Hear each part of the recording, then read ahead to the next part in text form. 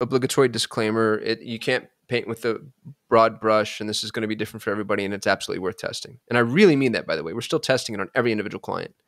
But our findings have been that for new customer acquisition, it falls massively, massively short. And to preface, one thing to note is Performance Max has 3 manifestations. It has more than that, but 3 primary manifestations, which would be feed only. And Performance Max feed only, if you're not familiar with that, it's when you effectively hamstring Performance Max intentionally, and you kind of turn it into a smart shopping campaign, because feed only forces it to go into shopping-based placements. And it's pretty cool the way that Performance Max feed-only campaigns can work. We've got a video all about that on the Solutions at YouTube channel if anybody's interested. Then there's the Performance Max non-feed for e-com, which is also really interesting. It kind of tricks Performance Max into being something like a DSA campaign. It doesn't necessarily push conversions the way that it should, but it helps a lot with top of the funnel interest-based audience building, those types of things. And then, of course, there's the full build, where you give it the feed, you give it the conversion actions, you give it all the assets that it needs, and it takes it and runs with it. So with those 3 manifestations in mind, where I really like using Performance Max is when I want to improve and increase the efficacy of my return traffic.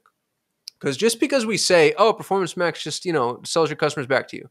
Well, that sounds so dismissive that you'd never want to run it. But what companies are finding, especially larger companies with large customer bases, is you can increase the frequency with which somebody purchases. You can protect that repeat purchase, especially if you have competitors that are selling the same shit. You can improve the value of those repeat purchases. So if they were going to buy, 1 bag of coffee grounds, maybe now they buy 4. There's a lot of use cases as to when, why, and how you'd want to continue to maximize the value of returning customers, remarketing lists, brand traffic, or competitor traffic, bottom of the funnel, already exposed to you traffic, bounces, atrophied clients, dropped off clients, et cetera, et cetera, et cetera, et cetera. And Performance Max does phenomenally well there. And if you have any question as to whether or not it works, then just look at your media efficiency ratio when you use it compared to when you don't. And that's the purest way to see the true impact that Performance Max is having on your overall campaign performance, which incidentally, for all my CMOs and director of marketing, you have to be looking at MER, M-E-R, media efficiency ratio.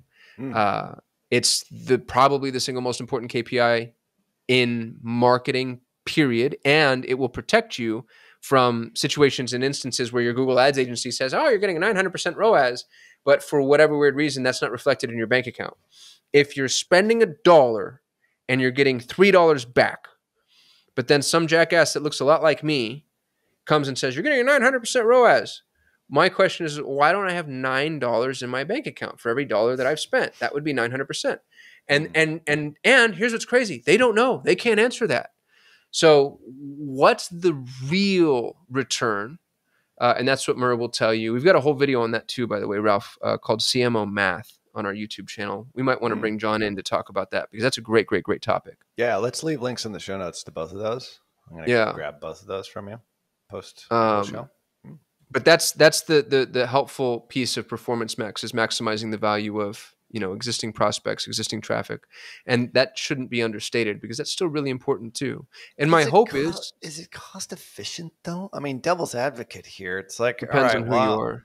I'm going to spend more money to get the same customer to buy again that I already got before. Like, why don't I just use a free email and SMS nurture? Email and SMS nurture. Yeah.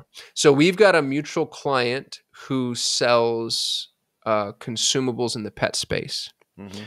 And what's interesting is we've tried it basically in all the ways that you can imagine trying it. And what we found is Performance Max still maximizes the value of their existing client base better than not having it. So they still do emails, they do SMS, they do direct mail drops. Like they do everything you can think of. Yeah. And when you layer on PMax, they still get an uptick in return.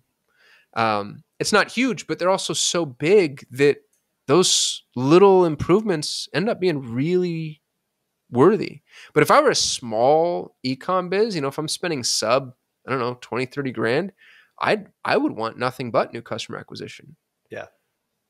Yeah. That's why I think when that feature came out, I was particularly excited about it. And Dude, you and me both. It showed some initial gains. It still does. When you turn on new customer acquisition, the first 2 weeks looks promising. Yeah. It looks really and then it dies. And I don't know why. Right. Maybe somebody at Google can answer this. Maybe I'm using it wrong, dude. Like, but we've tried it over and over and over again, and we're not dummies. New customer acquisition and Performance Max still to date does not work. If you're a Google Ads manager that's made it work, reach out to me. Like, come on the show, train us up. You'd have to be able to prove it. But if you can prove you've made new customer acquisition work inside of Performance Max and be receptive to me digging into it and finding out that actually might not necessarily be the case, I'd love to learn what you're doing, because just checking that box doesn't work. 100%. Yeah. It's all about, it's one of the reasons why we talk about this at the beginning of the show, is like our tagline for the show is customer acquisition. Right. It's new customers, leads, and sales ultimately to enhance and achieve your vision as an organization. But new customer acquisition is one of the hardest things to do online. It's one of the hardest things to do in marketing, and dude, in business for sure. Yeah. So the economics of selling more to who you've already bought is obviously important, but as long as it's being done economically and it's additive to other ways, let's not forget, like, just Google itself is not, I'm sure you have plenty of customers that all they do is Google Ads and that's it. But if you're looking at a well-diversified, we have some larger customers, I would say anything from the 10 to 100 to a couple of 100 million level customers. They're using multiple channels to figure all this out, and using MER as the touchstone for all of it, because that's what the big boys do. And that's how you actually grow and scale a business, but it's all got to work out economically. Like when we do a discovery call or a growth plan for a customer, is like, hey, I'm getting a 2x ROAS right now on all my meta ads, and I'm spending $20,000, $30,000 a month, and I want you guys to get it to 3x. I'm like, well, first off, I know for a fact you're probably not excluding your previous customers in any of your targeting. You're not doing exclusions, and exclusions are not a be all end all, by the way. Like even though you can do exclusions, and I know you can do the same thing on Google Performance Max, it doesn't guarantee that the algorithm is still going to find people who are familiar with your brand, or maybe even bought before, engaged with your brand prior. So the first thing that I usually do is I say, hey, your ROAS is going to go down. Now, the problem is your front-end creative. The problem is your conversion rate on your page. The problem is that none of your tracking is set up. You're not optimizing for the right event. So it's almost like, you have to accept the fact that new customer acquisition is the hardest thing to do on the planet, and you're going to have to figure out how to work around that.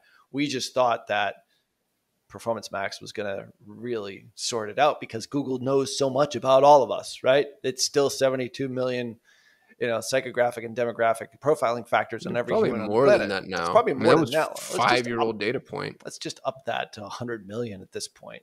You would figure they would be smarter now and could really focus on people who've never known who you are. But the algorithms are always going to corner the market on the people who are most likely to convert, right?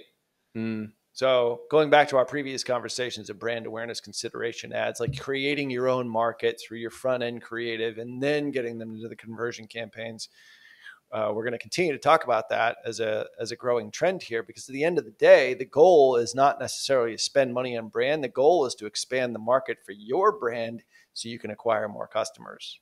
And I'm just amazed that that part of it for Google Performance Max, with all the brain power, with all the data points, hasn't been able to solve that issue. Like, that's the key to online marketing, is customer acquisition, right?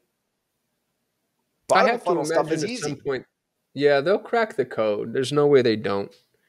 There's a reason they put that little checkbox there.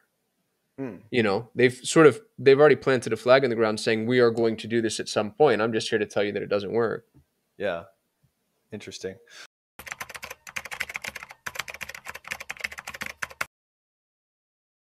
Oh, Regina, I wanted to kind of share this with you. Yesterday, we had a 2.7 ROAS, and wow, mm-hmm. That's magical. That was only one sale, but still, it's only the second day. But we went from no sales, all of a sudden, boop, it popped up.